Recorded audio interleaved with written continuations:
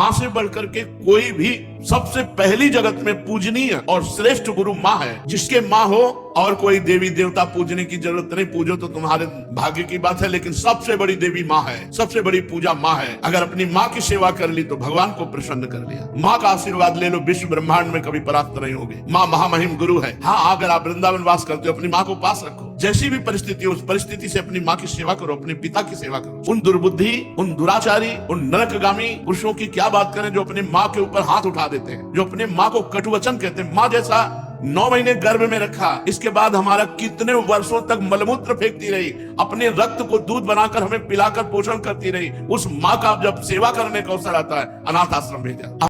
कि आप अपने माता पिताजी से घर छोड़ने के बाद दोबारा मिले महाराज जी कभी?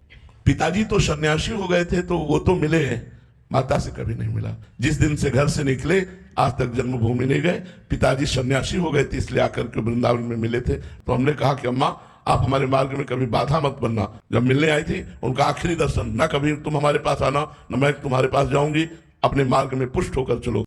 ऐसी तुम पूजा करते हो, एक दिन सिंहासन में बैठा ला, दूसरे दिन पेड़ के नीचे रख दिए, तीसरे दिन नदी के किनारे फेंक दिए। तुम क्या मूर्ति पूजा करते हो? क्या उनको भगवान मानते हो? अगर भगवान मानते हो तो प्राणपण से उनकी आराधना करो, तो वहां भगवान प्रकाशित हो जाएंगे। एक झोला है, अब उसमें गणेश जी छपे हैं, भगवान का नाम लिखा है, उसी में जूता ला रहे हैं, उसी में सामान, और वो उसमें नारायण लिखा हुआ है। ऐसे हमने कई पढ़े कि भगवान नाम लिखा है। जैसा वो बोलते हैं कि इससे मंगल होगा, क्योंकि कोई भी कार्य करने से पहले भगवान का नाम लिख दिया। तो भगवान का नाम स्मरण करने से मंगल होता है। हम महत्व तो नहीं कर रहे, इसलिए नाम जप नहीं चल पा रहा, इसलिए हमारी भक्ति नहीं बढ़ पा रही, इसलिए हम भगवान की केवल आरती करते कुछ अनुभव नहीं हो पा रहा।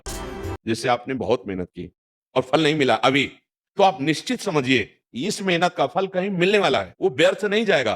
कोई भी कर्म बिना फल दिए नहीं रह सकता। पर अगर आप फल पे ही आसक्त हो गए कि इसका परिणाम तो ये ही होना चाहिए, अब आप निराश हो जाओगे। उससे बचने के लिए हमें भगवान का भरोसा दृढ़ रखना चाहिए। यदि आपका दृढ़ भरोसा भगवान का है तो आप देख लीजिए सफलता आपके चरण चूमेगी एक दिन।